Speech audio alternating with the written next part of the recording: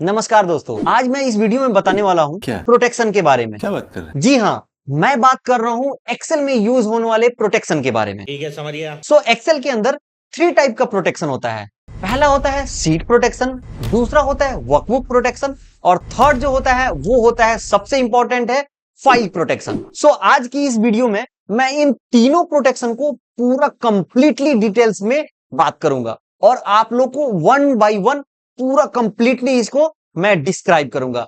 आप अंत तक बने रहें। आप देख सकते हैं स्क्रीन पे एक छोटा सा मैंने डेटा क्रिएट कर रखा है। अगर मैं बात करूं सीट प्रोटेक्शन की, तो जो प्रोटेक्शन होता है वो होता है रिव्यू टैब के अंदर। इसमें यहाँ पे दो ही प्रोटेक्शन दिखेगा, सीट प्रोटेक्शन और वर्कबुक प्रोटेक्शन।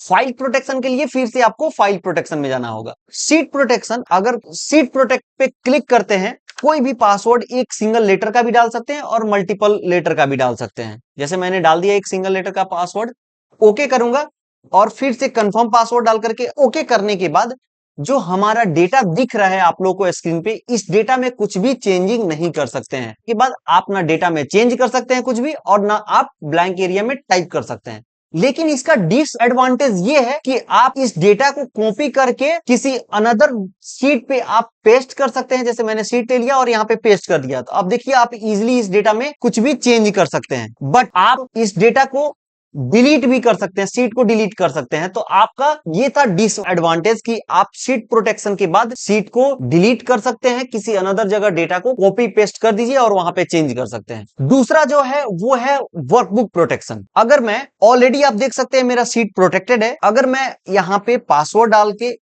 कंफर्म पासवर्ड डाल करके एंटर करूंगा तो ये वर्कबुक प्रोटेक्ट हो गया। सीट प्रोटेक्शन मैंने जैसे बताया था कि आप सीट को डिलीट कर सकते हैं और डेटा में चेंज नहीं कर सकते हैं और टाइप नहीं कर सकते हैं। बट वर्कबुक प्रोटेक्शन करने के बाद आप सीट को भी ना डिलीट कर सकते हैं ना न्यू सीट ले सकते हैं। आप देख सकते हैं मैं इस प्लस पे क्लिक कर रहा हूं तो नया सीट मैं नहीं इंसर्ट कर सकता हूं, नहीं ले सकता हूं।